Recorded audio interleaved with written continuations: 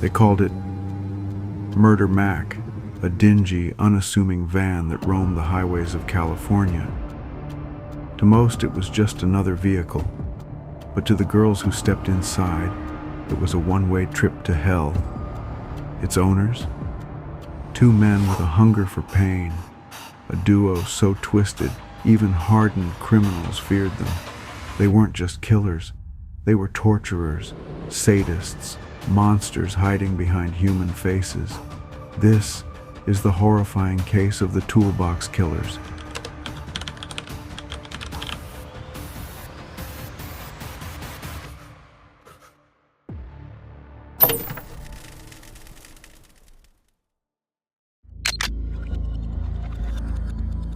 The Devil's Duo, how Lawrence Bittaker and Roy Norris became a team of horror.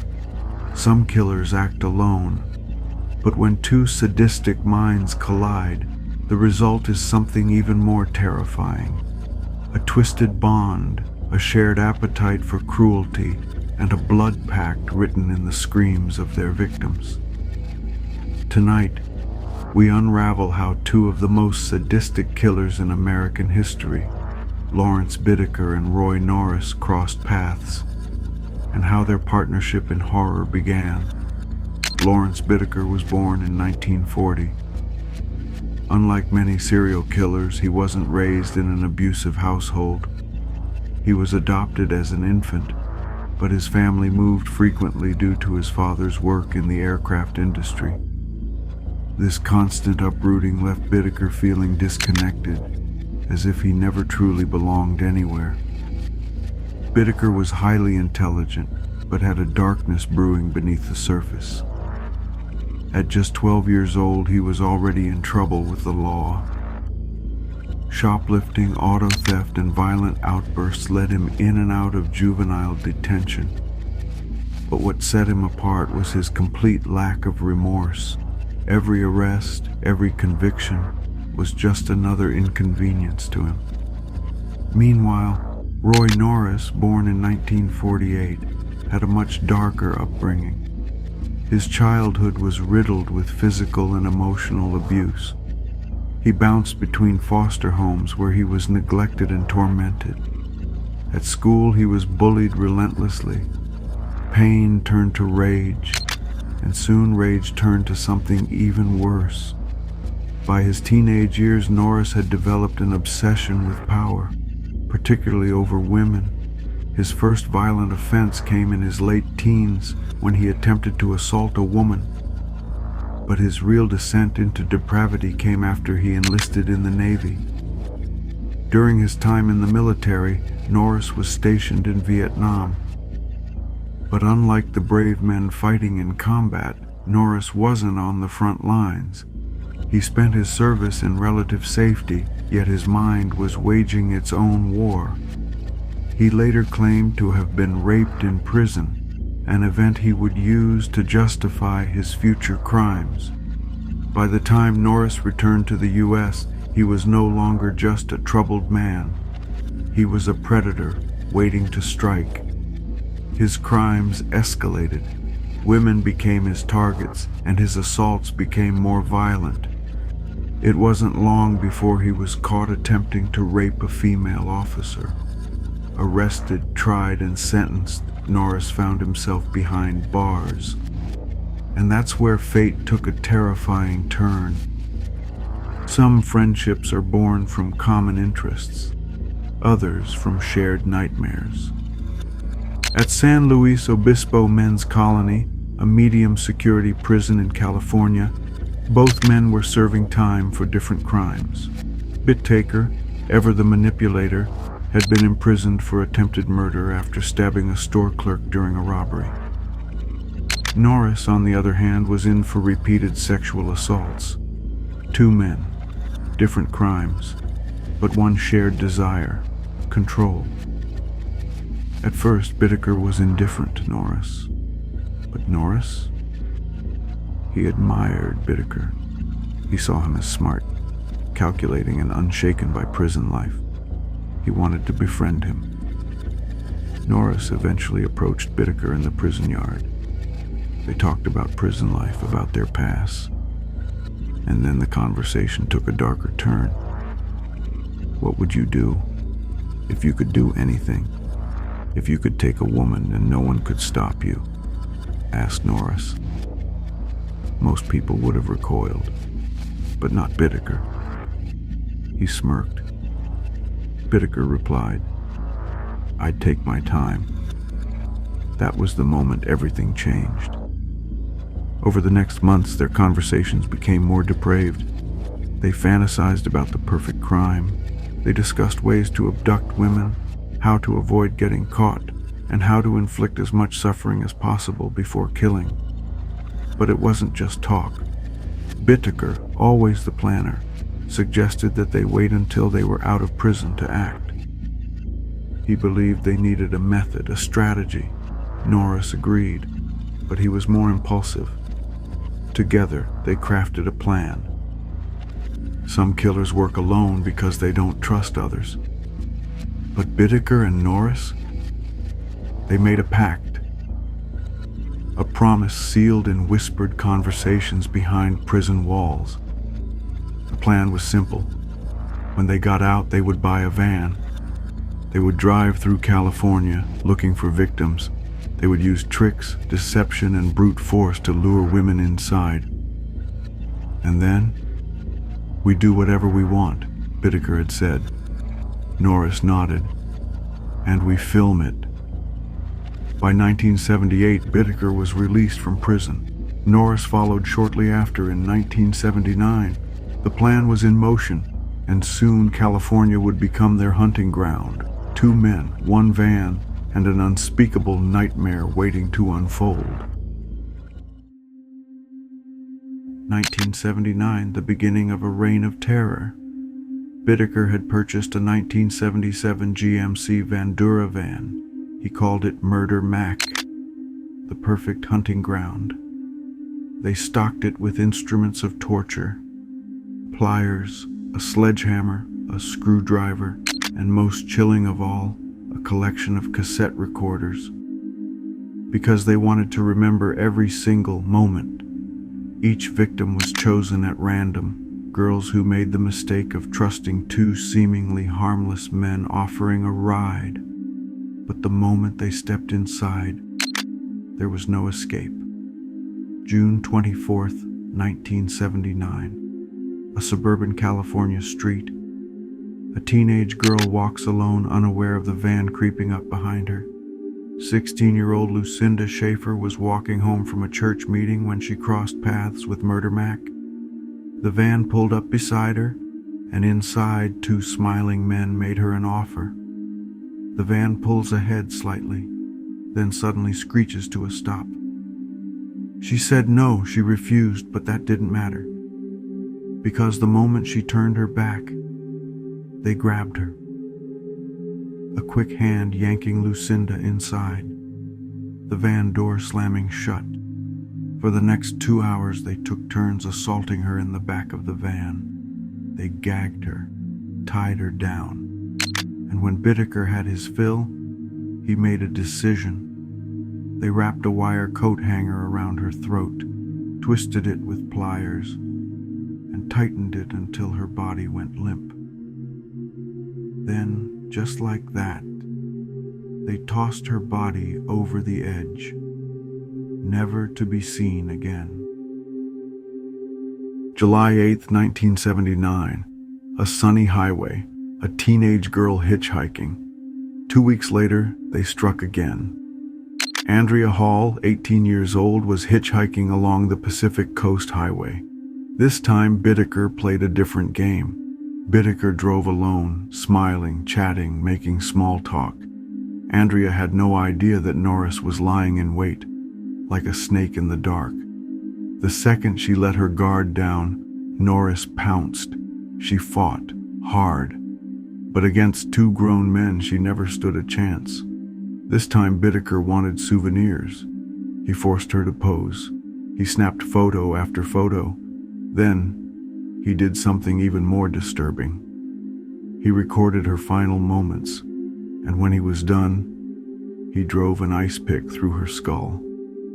By September, their hunger for pain had escalated. This time they didn't want just one victim. They wanted two. September 3rd, 1979. A parking lot near a bus stop.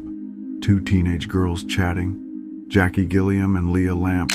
Jackie and Leah hesitated at first, but Bittaker convinced them. He offered them drinks, a ride to the beach, a harmless trip. But the moment they stepped inside, they realized their mistake. Leah reached for the door handle, but Norris was faster. He pulled out a knife, and in that moment, they knew there was no escape.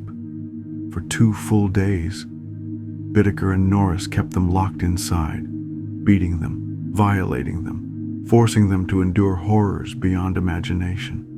Then, the torture began. Norris lifts the hammer.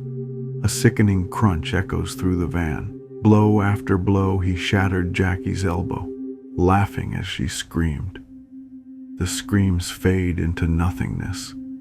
By the time it was over, Jackie and Leah were gone, their bodies discarded like trash, left to rot in the canyon. October 31st, 1979, Halloween night. A girl sits alone at a bus stop. Their final victim was Shirley Lynette Ledford, just 16 years old. It was Halloween night when the van pulled up beside her, a sinister offering of kindness. Inside the van, Shirley shifts uncomfortably. Then, Norris lunges. The door slams shut. What happened next was so brutal, so inhuman, that even seasoned detectives broke down when they heard the evidence. A cassette tape, the sound of a girl screaming, begging, pleading, a metallic clanking, pliers twisting against flesh. For hours they tortured her. Bittaker tightened pliers around her fingers, crushing them one by one. Norris struck her face with a hammer. They wanted her to suffer, to scream, and they recorded every second. The van slows. The side door slides open. A lifeless body is thrown onto the pavement. They dumped Shirley's body on a random front lawn. A final, twisted joke. And when the police finally heard the tape, they knew they had to stop these monsters, no matter what it took. For months, Lawrence Bittaker and Roy Norris had been ghosts. Girls vanished without a trace, no bodies, no witnesses, no suspects. But their arrogance, their thirst for terror, would become their downfall. Bittaker sitting in the van, flipping through Polaroid pictures of his victims.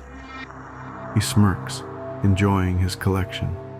And in the end, they weren't caught by forensics, nor by some grand investigation, but by their own twisted need to brag.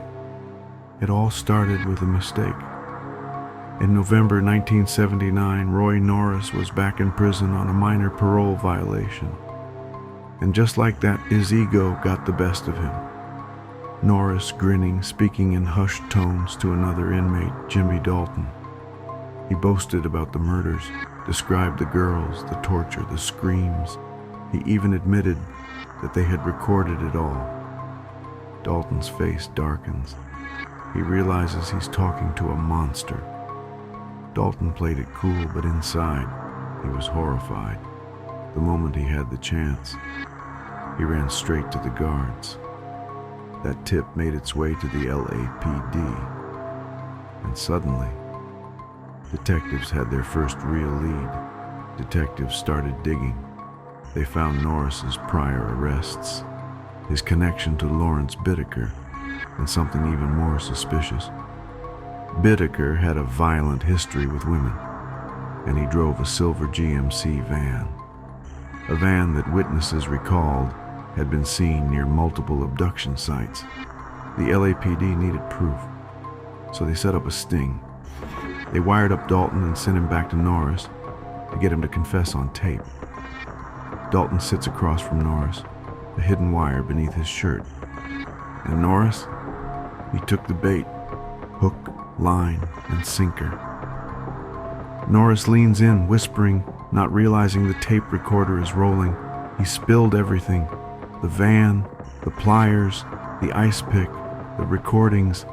He even named the exact canyon where they dumped the bodies. That was it. That was all they needed. On November 20th, 1979, police finally made their move.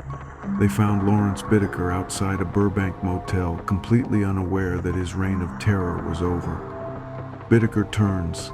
His face shifts from arrogance to panic. Too late. Cops grab him. He struggles. Handcuffs tighten around his wrists. Sirens wail.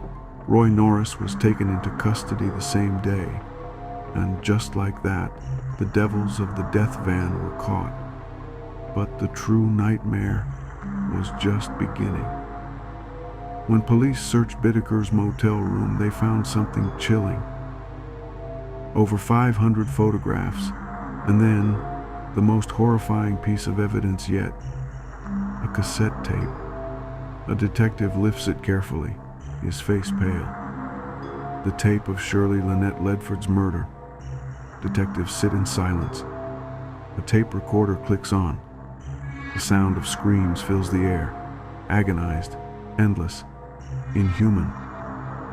For over an hour, Shirley's voice echoed through the room, her pleas, her cries, the metallic clink of pliers crushing bone, the laughter of two men who had lost their souls. A detective breaks down, burying his face in his hands. Seasoned officers, men who had seen the worst of humanity, were reduced to tears. One detective even ran outside and vomited. The trial was a media sensation. Bittaker refused to show remorse. He even smirked when the jury heard the tape.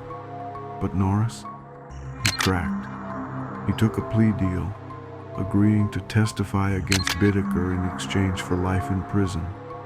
And on March 24, 1981, Lawrence Bittaker was sentenced to death. Roy Norris, life without parole. After turning on Bittaker and taking a plea deal, Roy Norris escaped the death penalty in exchange for testifying against his former partner in crime. In 1980, Norris pleaded guilty to 4 counts of first-degree murder, 1 count of second-degree murder, 2 counts of rape, 2 counts of robbery, 1 count of assault with a deadly weapon. He was sentenced to 45 years to life with the possibility of parole. Parole, hearings, and final fate. In 1981, Norris recounted his crimes to psychologists, describing the torture and murders in graphic detail. He admitted that he enjoyed the power and control he had over the victims. Because of his disturbing statements, he was denied parole multiple times. In 2009, during his last parole hearing, he reportedly said, "I know I should never be released. I should never be given another chance." He was never granted parole. On February 24, 2020, Roy Norris died of natural causes at the age of 72 in prison. Lawrence Bittaker, the death penalty that never came. Unlike Norris, Bittaker never cooperated and showed zero remorse for his crimes. In 1981, he stood trial for all 5 murders. Prosecutors presented graphic evidence, including the Polaroids of the victims taken during their torture, the infamous audio recordings of Shirley Ledford's final moments, physical evidence from the van and motel room. The jury needed less than an hour to convict him on all charges. On March 22, 1981, Lawrence Bittaker was sentenced to death. He was sent to San Quentin State Prison, where he awaited execution. Appeals and delays. Like many death row inmates in California, Bittaker exploited the slow legal system and filed multiple appeals to delay his execution. Over the years, he maintained his innocence, despite the overwhelming evidence against him. His appeals were repeatedly rejected, but California stopped executing prisoners due to statewide moratoriums on the death penalty. Despite being sentenced to death, he ultimately lived out his days behind bars. final years and death. In 2019, at the age of 79, Bittaker died of natural causes at San Quentin prison. He had spent nearly 40 years on death row but was never executed. Their case remains one of the most disturbing in California history. To this day, their names remain synonymous with sadistic, remorseless evil. This case is one of the most horrifying in true crime history. Two men who took pleasure in unspeakable cruelty, showing no remorse for their victims. But here's the chilling question. Do you think there could have been more victims we'll never know about? And should cases like this still be eligible for the death penalty, or is life in prison a worse fate? Let me know your thoughts in the comments below. If you found this deep dive chilling, make sure to hit that like button. It helps more people discover these disturbing but important cases. And if you're fascinated by the dark side of human nature, don't forget to subscribe and turn on notifications so you never miss a story. There's always more lurking in the shadows, and we'll be uncovering it here.